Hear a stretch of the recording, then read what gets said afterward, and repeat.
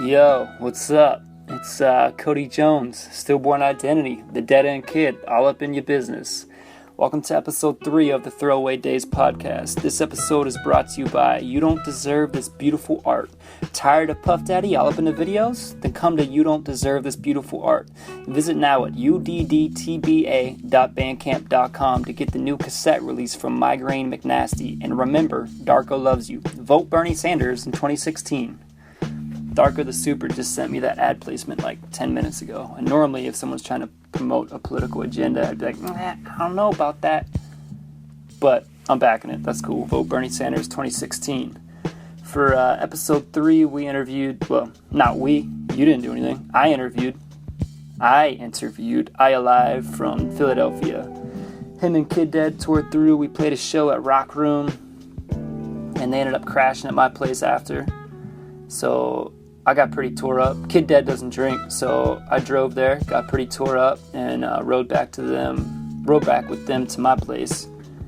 And that night I interviewed Kid Dead for the zine, and I knew I wanted to interview Ialive, but I didn't want to sound like a drunk idiot, so I waited till the morning. We did this podcast interview where I sound like a sober idiot.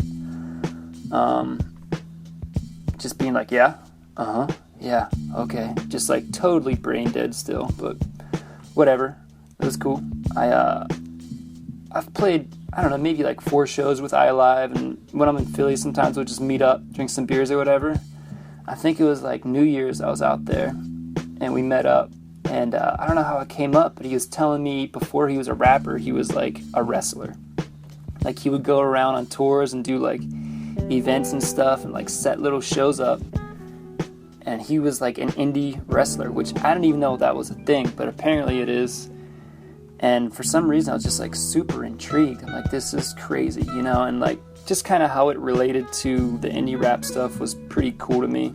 So I knew I wanted to either interview him or whenever the opportunity came up to have him on this podcast, I knew I wanted to do it. But I won't get too much into that because you're going to have about 40 minutes of that coming up. So in the meantime, let's talk about me. I think a few days after I did this interview with him, I worked on this set for this web series in Pittsburgh. I was the dude working the slate. I was the guy that would be scene 2B, take 1, and slap the thing together so they could sync the audio and video up. And all my friends on the set would be all right, dude, you're the guy. You're the guy that sets the tone. You got to get up there and just say something real silly and funny to keep vibes high, get up there and be 2 butts, take 1. All right. And I just couldn't do it, I'm no, man, that's corny. I don't have that personality. I'm not super bubbly like that. I know I could never be a server. I just don't want to work with people like that and put myself out there, which is weird being a rapper, I guess. And it's even more stranger, I don't know, whichever one it is, hosting a podcast and just knowing my tone's always pretty flat. I'm maybe I'm not cut out for this, but I'm doing it, so whatever. That's the cool thing about podcasts. No one can fire me. Whatever, I can do whatever I want. It's great. But what else is up? I just played with B. Dolan the other day. B. Dolan from Strange Famous Records, and I was pretty pumped.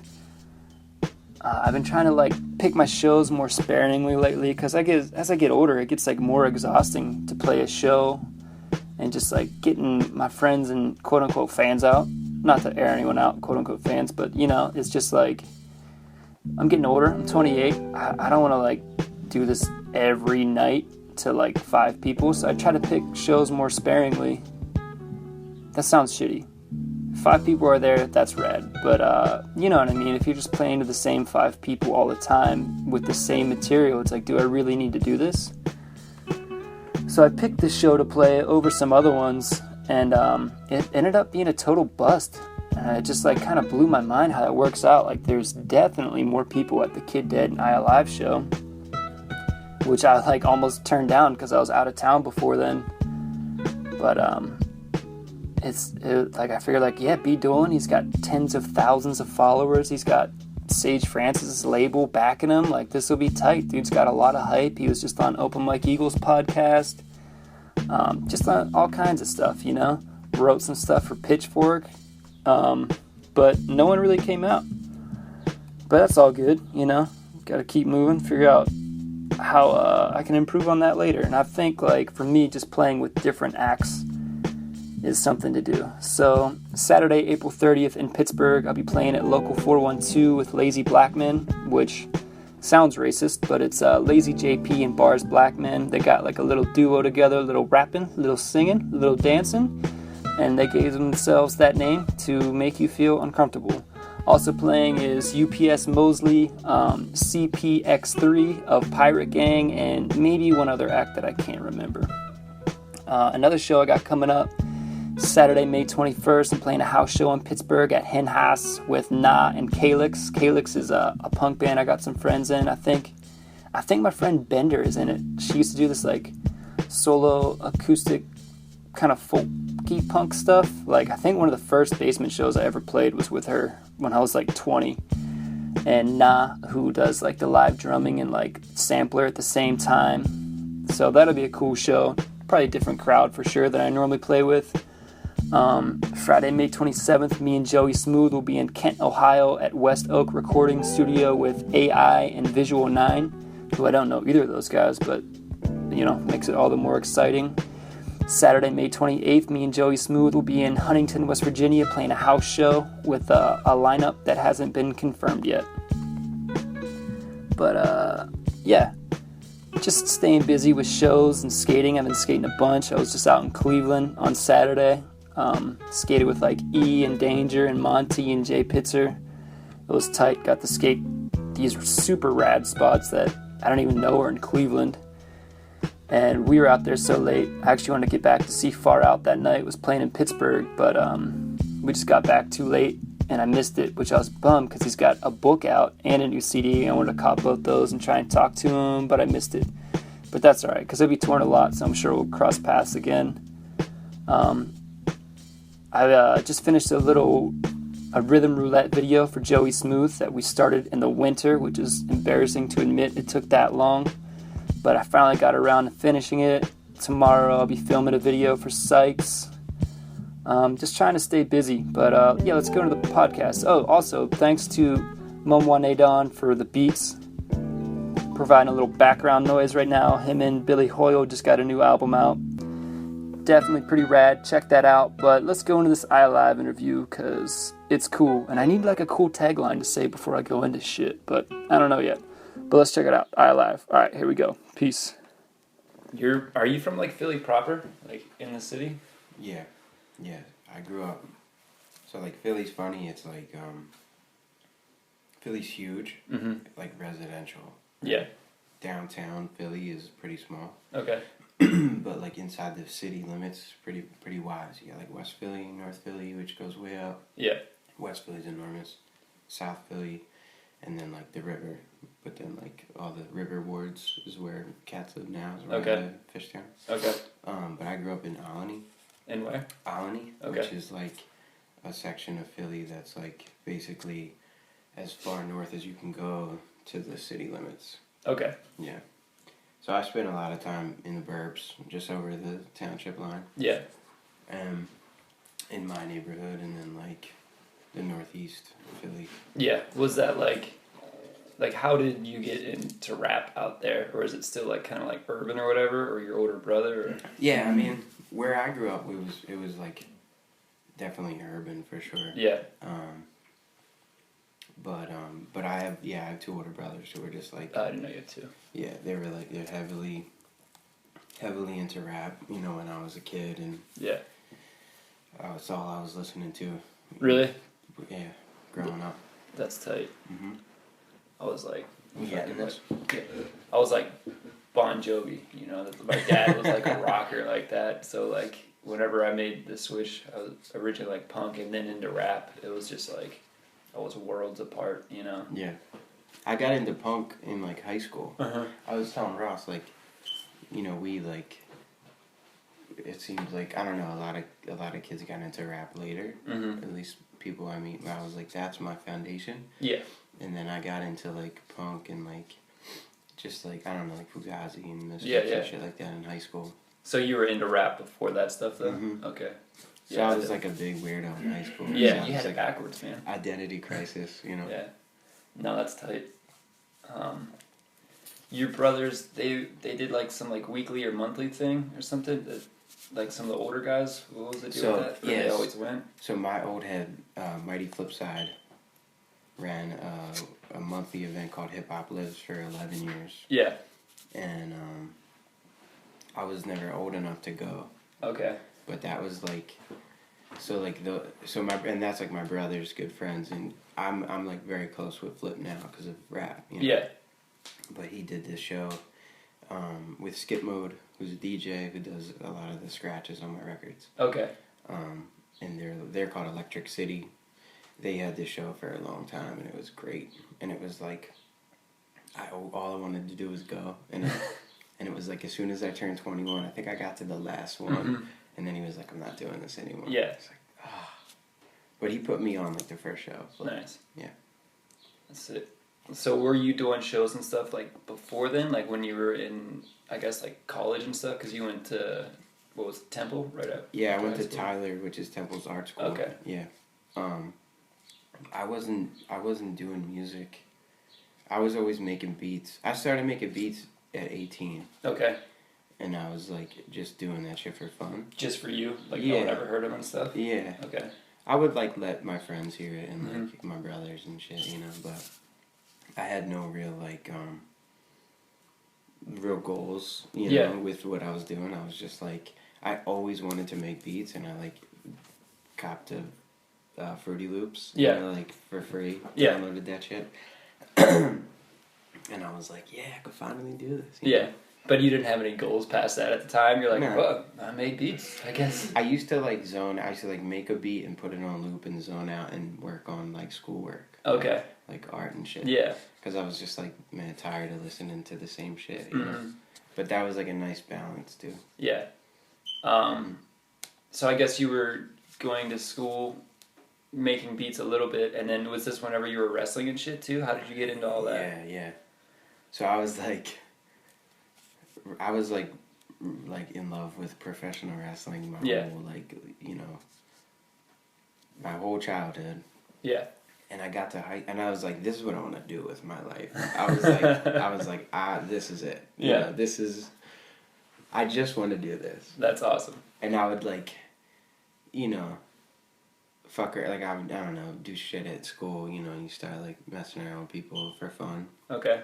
And then I met these kids in high school who were like extremely organized. Yeah. Running backyard wrestling shows. Okay.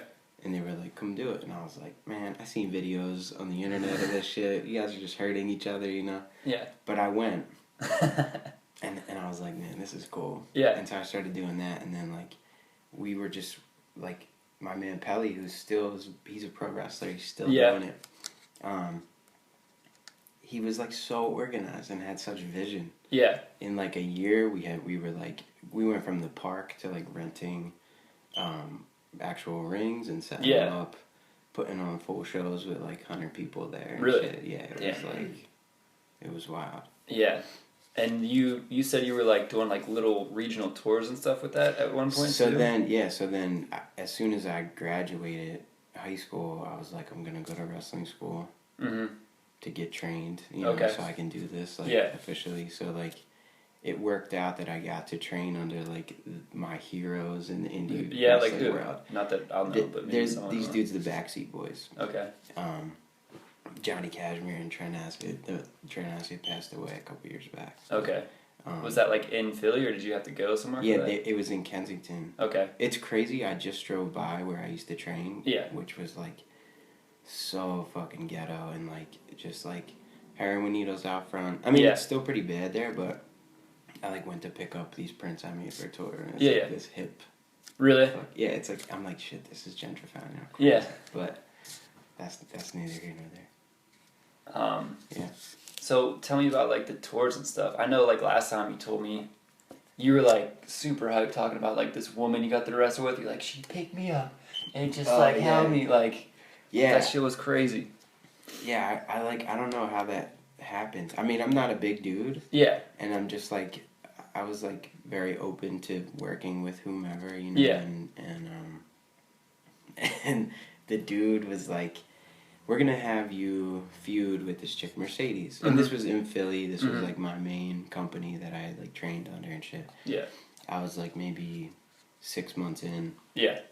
And I was so gung-ho. I was like really moving up the ladder fast because I was just there all the time. Mm-hmm. I didn't do anything else, you know. And he was, so I like worked this chick Mercedes for a while. How old are you at this point though? This is like, are you in I'm college? like 18, 19. So, okay, so you probably just got done with like the training after high school with them, or still doing it? I mean, it was ongoing. Okay. For like a couple years. Okay. But yeah. So it was like, it was kind of, you know, me breaking in. Yeah. And she was like, had been doing it for a couple years at that point. So she was kind of like, she was kind. She could have really fucked me up, like put me through the ringer, you know. And she beat the shit out of me, but my chest used to be bleeding. Yeah. She would chop me. Yeah. And like the crowd. Like chop you with her hand? Yeah, like, you know, like Ric Flair. Okay. It's basically like smacking someone's chest. Yeah. But it's like a big pop. You know, okay. Like, and I used to just like let her really fucking like, I'm like, yeah, keep this. They love this shit, you know. And like every time I worked her, my fucking chest would be bleeding. Yeah. Yeah. That's crazy. So you would like, before you do these, a lot of times would you have an idea of like what the routine would be with these people? Like, we're gonna do this and that, or would you just go in there blind and just like feel it out, or? I mean, it kind of depends, like, who you're working with, and, you know, different people do different things, like, I mean, it's like, sometimes you'd go in and you would have a lot of time to talk to whoever you were working with that night, and you could be like, some people like to plan everything out. Yeah. Some people like to plan nothing but the finish, which is usually what the promoter would say, like, you know, so-and-so is up, you know, you guys have 10 minutes. Yeah. Use a table, or like, sometimes, you know, they would throw some shit at you like that, but, like, lose by DQ or whatever. Yeah. And so, like, you know, sometimes you would get to a venue if you were, like, out of state or something, and you'd be like, we have no time. So it was like, oh, me and you, okay, I have 10 minutes, you're up, all right, cool, see you out there. And you just gotta, you know, kind of rely on your training and shit, and be able to talk to somebody, and it's like it's a practice. You know? That's crazy. And then, so you did that for a while, pretty much all through your college years and stuff, right? Yep. So you were doing art and doing these like kind of tours in these arenas and shit. What eventually, why did you stop? It was like, I mean, there was a lot of reasons. Like, it's not a very good business. There's not a lot of good people involved. And I was doing really well for myself. Yeah. And I had I don't know, like, I was in school, and I was like, I had like maybe 18 credits, and I was like trying to graduate and shit. It was like my second to last semester, and I was like really doing wrestling a lot, and I felt like I got to the point where I was like, if I don't get out of the water, I'm gonna grow gills. Like, I can't stop, you know? Yeah. And I like had a moment where I was like, is this really what I want to do? I was like 21. I was like beat to shit. I have like a micro tear in my labrum, my shoulder. Yeah. It's like, gets aggravated once in a while. I'm like, I feel like an old man. I'm like fucking young as hell, you know? And I was like surrounded by like ill drugs that I'm not into. It's just like weird situations, and just people using people left and right, and just like a lifestyle that I was like not feeling. And I was like selling artwork. Like, I had sold some shit, and I was like, I still want to do this, you know? And I had seen some shit. We went up to Buffalo, and I got paid like $300 for like 20 minutes of work. Yeah. You know, wrestling. And I was like, this is rad. And there was like a lot of big names, and I was like hanging out with like some dudes who are like in WWE now. Yeah. And I was just like, yo, all these cats are slimy. Yeah. I don't want to be around this shit anymore, you know? I was like, how long do those careers last too, when they're just like you felt beat up by 21? Like, how long? I mean, it's to the individual person. My homie Devin is like he, like, after I left, we used to work each other a lot, and he started doing, like, deathmatch shit. Okay. Which is just, like, you go out and you use all these weapons and you bleed, and it's man. gross, and there's, like, no thought involved for the most part. Yeah. It's just, like, freak show shit, you know? Yeah. And, like, he's mad talented. Yeah. And it's like, why are you doing this shit? It's like, more money. I get it. But, like, you know, he's still doing it. Yeah. Like, this is 10 years after, almost 10 years after I left. Okay. You know? Yeah. So, I left in 2007. I quit. Yeah. But he had been wrestling, like, 5 years at that point, maybe. So he's probably, like, mid-30s or something? Yeah, probably. Yeah, that was, like a couple years the light side of that? Yeah, Okay. almost 35, if that. Not even.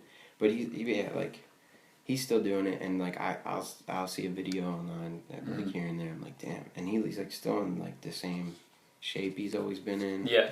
Yeah. Crazy. So you were selling prints and stuff at the time, like, you were gonna, what was your idea to, like, switch from the wrestling to, like, just do art? Like, that's kind of what you went to school for, too? Yeah. I've always been, like, pretty obsessive with, like, work, with what I'm working on. Yeah. Know? So, like, as soon as, like, wrestling became, like, whack, I was like, well, yeah, I'm in school for art, and I love this shit, and I, like, you know, had made a buck off of it. I was doing, like, some festivals, like, that involved with school, and I sold some shit. And I you know, my eyes got starry. I was like, I could do this. I could be an artist. Yeah. You know? That's tight. So how did, like, did you were you working a job in college, too, or just making money off wrestling and art? For a point, I was only wrestling and going to school. Yeah. And paying my cell phone bill. I Yeah. was living at home the whole time. I lived, because my folks were still in Philly, and I could get down to wrestling shows easy, and Tyler used to be, like, close to my parents' house. Okay. So I was like, I'm going to stay here for college and save money, and they were like, that's fine. And so I had a part-time job, like, here and there. But yeah, I would say, like, maybe half the time in college I was just wrestling and making money. That's crazy. Yeah. That's awesome. So, yeah, let me recap here. You finished college, you were, like, kind of done wrestling and, like, doing art and shit. Yeah. But did you get, like, a job immediately then? Or was it just art for a while? Or, like, how did that all work? What was I doing? I graduated.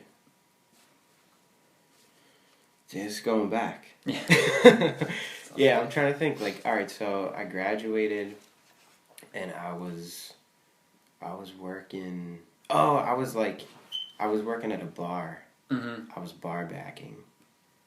I started doing security, which is hilarious. Really? They, like, saw your resume, they're like, this guy's a fucking wrestler. Well, I was then, I was in shape from wrestling. Like, I was stocky but short, you know. And my homie was, like, the security manager at this, like, vomit bar in Philly. Okay. This, like, frat boy place, you know. Yeah. And we used to go and, like, be idiots and, you know, and drink beer for free and laugh at all the dudes in collared shirts. You know what I mean? And so I got a job there.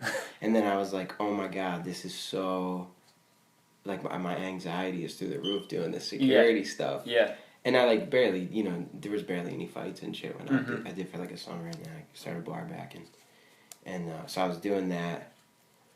I feel like I'm getting off topic. No, that's cool. Yeah. But, yes, I was bar backing. And, and graduated, and I was just, like, making mad art. Yeah. Yeah. Awesome. When did you, like, decide, like, you wanted to go towards, like, rapping and stuff? Like, when did that all happen, that you stopped making beats, like, just for you? And, like, when did you, like, put out your first single or anything like that? Yeah. So, like, through this whole time, I always was making beats, you know? Like, really consistent. Okay. And I was always, like, writing poetry, like, since probably around the same time. Okay. And, like, the two worlds were separate to me. I never, like, put it together. And like... You didn't get all Saul Williams on them? What's up? You didn't want to get all Saul Williams on them? Yeah, right. And I I was like always listening to hip hop and always I was always freestyling with my friends. You know, like everybody does that shit. You drive around, you put the beats in, you freestyle, and then it was like I started putting my own beats in. Yeah.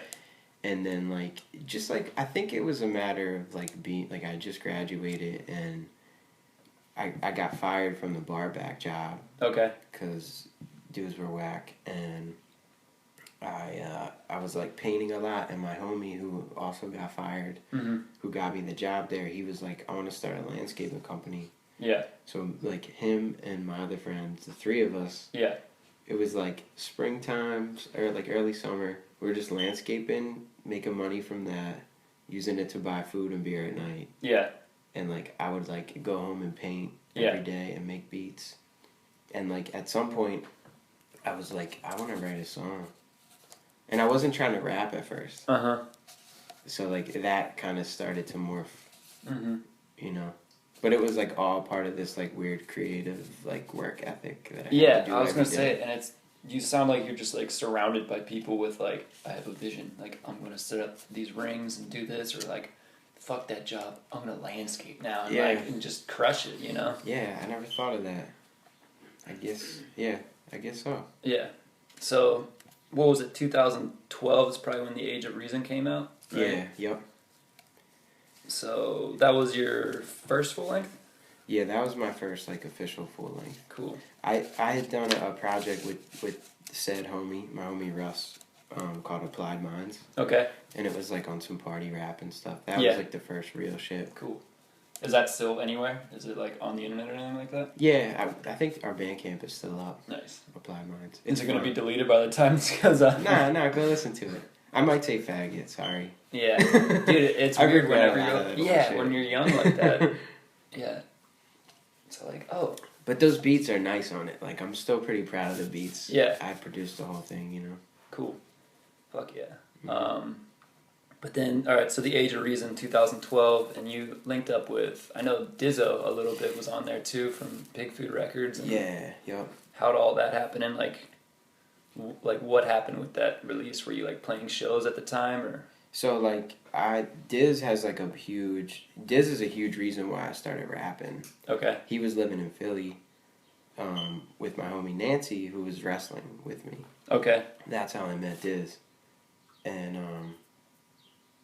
And Diz is just like this great dude. He's just like so much fun. Yeah. And so he was like, "Wait, you make beats?" I was like, "Yeah." And he was like, "I want to hear them. Come over." And like, I brought some shit over, and like, we just had fun. And he had like a little Pro Tool set up in his room. Yeah. And he had been, pretty involved with stuff, and like I like, we just rapped for fun. Yeah. And I was like, I feel like that might have been even the first time I like wrote a rap and recorded it. Yeah, nice. With Diz. Cool. And so I just kept in touch with him. He eventually moved back up to Albany. Mm-hmm. And I had been working on like weird music, and I was like, I just like set out. I was like, I just like want to make an album and put it out officially. Yeah. Kind of like how you're like, I just want to make beats. I just want to do it. Yeah. You didn't have like. Yeah, totally. I was like, I want this shit to be available online. Yeah. Cool. Like on like iTunes and stuff. Yeah. Cool. Yeah. So you did that, and then were you playing shows then, or it was just like you did the project like?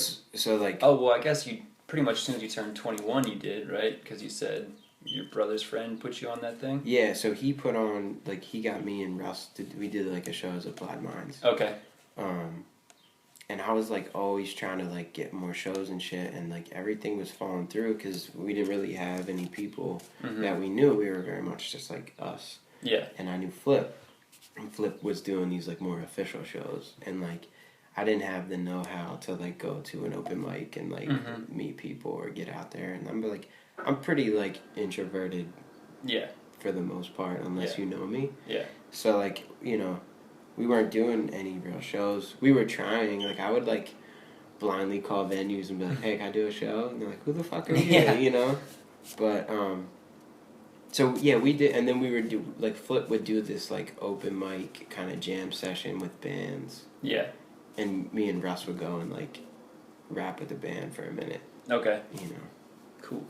Yeah, that's tight. So I was trying to figure out. Let's see. When did you decide? Like, when did it like come a thing though that you're like, I'm gonna rap, I'm gonna tour, I'm gonna like, you're selling beats now and shit too, right? Yeah. You did. Yeah.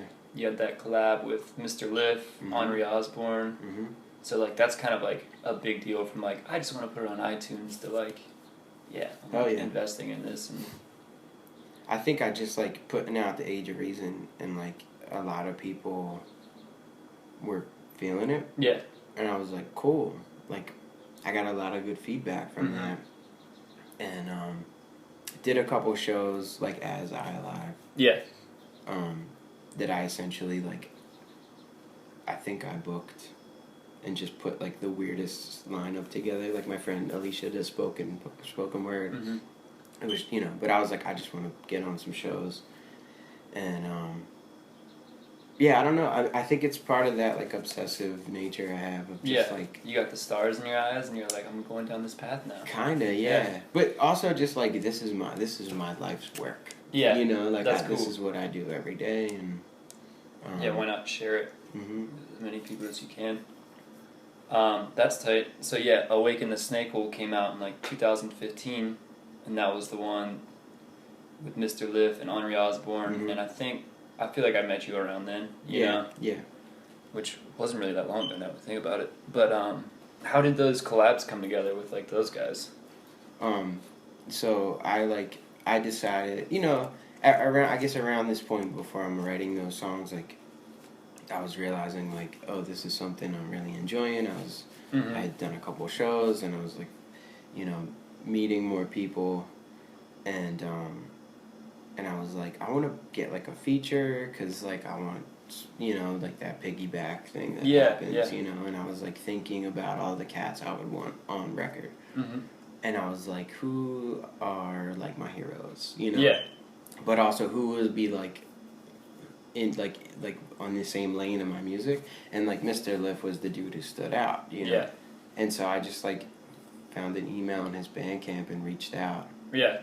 And just started talking to his assistant. Okay. And it was like over a period of a year before we like even did anything, before I even like talked to Liff. It was like just emails back and forth with his assistant.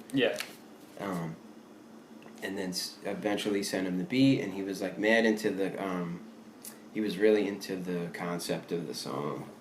And like, so eventually I talked to him on the phone, and like, you know, he was really cool, and it was like this great experience. We did the song. I was going to a studio at this point. I like made some friends. I'm friends with still these engineers who run the studio in Cheltenham, in the burbs in Philly, and the mix was great. It was like mad high. So I was like, oh, I'm gonna just like, I'll get somebody else on this too. And I was listening to Dark Time Sunshine a lot, and I was like, oh, this is really in line. Like his anxiety, my ADD, depression and shit, like that's really what that album's about. I was like, yo, I wanna. So I hit him up, and like really like I was like, I just like thought of it, and I was like, oh yeah, hit him up on Twitter like immediately. And like reached out, and like that shit was really fast. He worked really fast. He like got me the verse like the next day. Really? Yeah. That's crazy. I know you're making some beats and stuff for like Mr. Liff now, you said, or like trying to as like part of that deal, like. Yeah. So like you know, for the verse, I bought the verse off of him. I was happy to do that, and but I was like not making a lot of money at that time, and I was like, yo, that's steep. Can we do like have beat trade? So he essentially bought a beat off of me to lower the price of his verse. He hasn't used it, but I know he's like one to stockpile songs and eventually put them out. But then he said like, hey, I really like your sensibilities in terms of the way you make beats. If you make beats that are faster, send them to me. Cool. So I was like, well, I need to make fast beats now. Obviously. So I started making shit like 10 BPMs higher than I was used to. Really getting out of my comfort zone. And just like constantly sending him stuff. And eventually he was like, I love this, I'm going to use this. Cool. So he has one, or two at least. That's sick. That's really cool. So you're in Philly, you kind of, it seems like you roll with like Carl Kevorkian, Static Bros, Darker the Super. How'd you get in touch with like all those guys? How'd you feel with all them? It's crazy. Like I feel like we all met each other at the same time. We Yeah, it was wild. Like, I didn't know anybody. And then I was just, like, trying to get on shows, and like, I was starting to, like, go out to shows and kind of look around and, Yeah. you know, like, try to meet some people and, like, form some kind of, you know, camaraderie. Yeah. And it was, like, me, Russell, Cornelius. Yeah, yeah. Oh, yeah. And Carl Kevorkian, and we all opened for DJ Abilities. Cool. In, like, August of 2014. Yeah. And I was like, these dudes are dope. They're in Philly. Like, what the fuck? Like, Yeah. how come I don't know these guys? You know what I mean? Yeah. And it was like the floodgates. And Darko was there in the crowd. Mm-hmm. And I think you told me that just like mad early, like standing like front row the whole totally, time. yeah. I was like, who is this kid? And his buddy Ruben, they're just like the odd couple. Yeah. And I'm like, I started talking to them. Yeah. Darko's like 6'2". I don't know. He's huge. Yeah. He's taller than me, I think. Darko's 6'2", 6'3", maybe. Yeah, and then I haven't met this Ruben kid. Ruben's like shorter than me. Yeah. Ruben's like, I don't know, maybe like 5'4", 5'5". Yeah, so that's Ruben's crazy. a little dude. Yeah. Ruben's in beach slang. Okay. They're like killing it right now. Cool. Yeah. So you met all those guys and just kind of started like do shows with them, like kind of had like a little camaraderie. Yeah. Cornelius put me on a show. You know, like you meet everybody, you get them with them on Facebook, and it's like he put me on a show, and then it was like familiar faces started to. Yeah.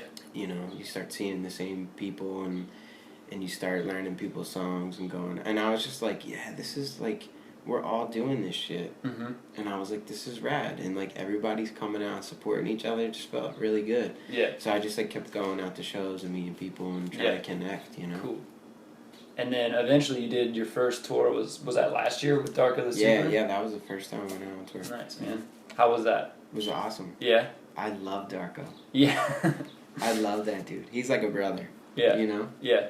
It's great. He's great. Yeah, you guys went to that Already Dead tapes or whatever? Yeah. Is that what it is? Already Dead. Already Dead Tapes is a label that's like based in Chicago and Brooklyn and Kalamazoo. Okay. A bunch of kids originally from Kalamazoo started this label, and like mad DIY. They still like print and record all the cassettes themselves. Cool.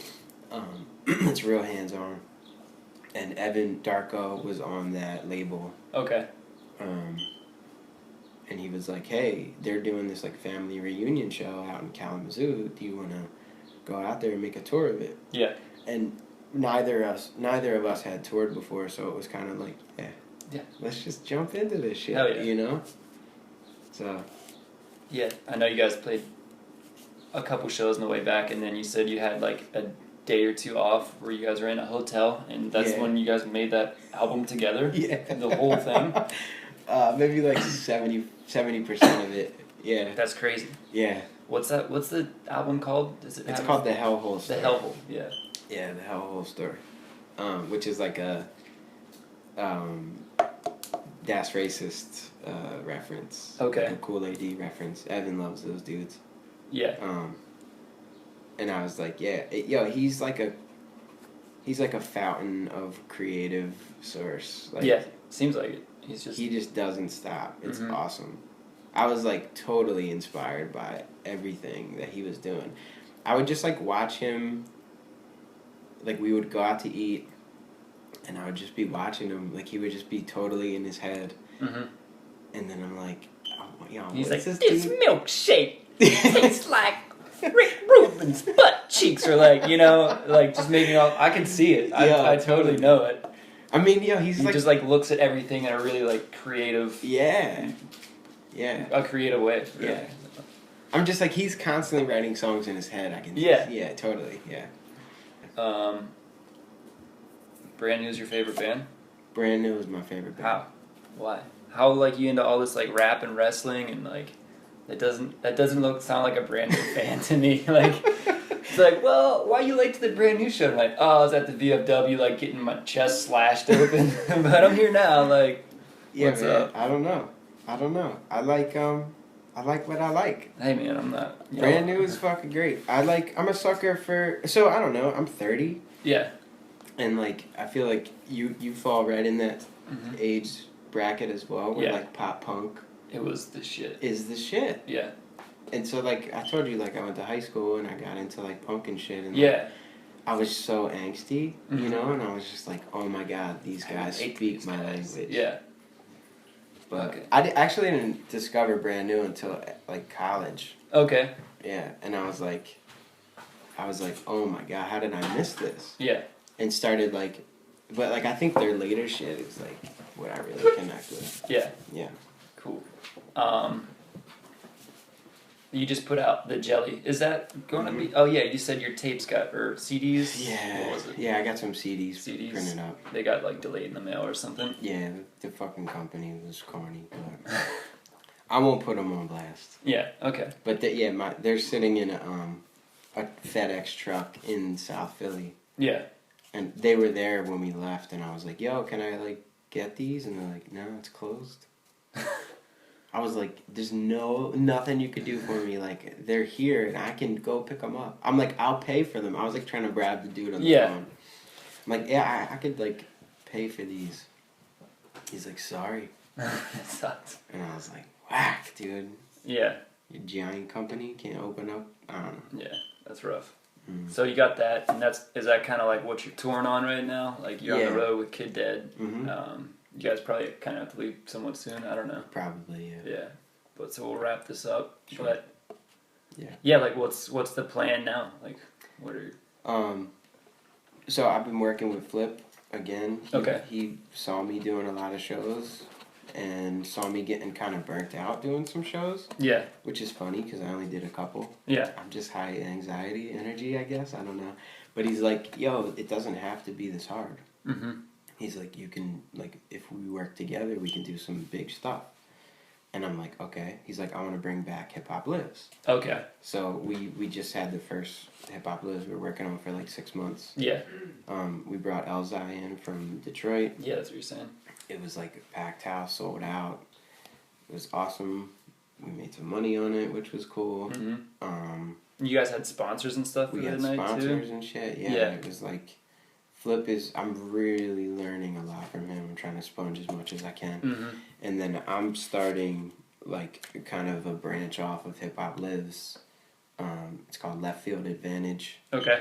That's gonna be more like alternative, kind of indie art rap shit. Yeah. Cool. And that hopefully will be a quarterly event. Cool. So I'm just trying to, I want to cultivate the scene in Philly because there's a lot of talented dudes. Yeah. And like, I want us to get some exposure and some money. Yeah. You know? That's great. It's easy to get burnt out. Yeah, for sure. Mm-hmm. Yeah, and then like, what's the tours just to get out a little more, like, or so your main focal point is Philly, but you're just trying to like expand your fans and whatever else, and just see the beautiful Pittsburgh and totally, dude. I love Pittsburgh. Yeah, I like it. It has a good blue collar vibe. Yeah, Philly has that. Yeah. I really enjoyed touring with Darko, and me and Kid Dad, have a nice rapport. Mm-hmm. We make like similar conceptual music. We were like, we should tour, and I'm like, this dude's been on the road a ton. I can learn a lot from him, and I want to see more of the country. I want to meet more people, do more shows, sell some more CDs. Hopefully, awesome. Just trying to do it. Fuck yeah, word man. We'll just wrap it up there. Cool. Thanks, man. Yeah, no problem. All right, that was my interview with Ialive, and I just noticed I didn't say thank you at the end. He was like, all right, yeah, thanks. I was like, yep, see ya. Sorry, that was rude. Thanks for being on the show, Donovan.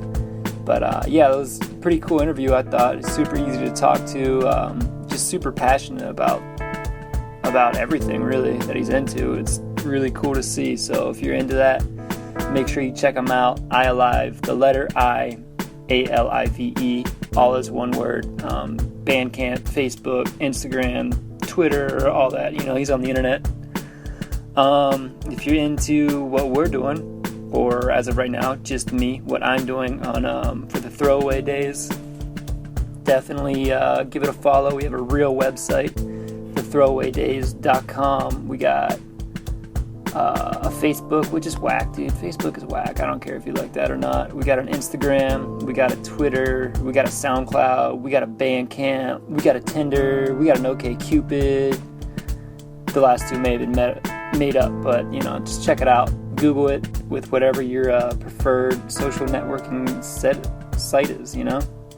We're there. Check us out. Always on the internet. Never go home.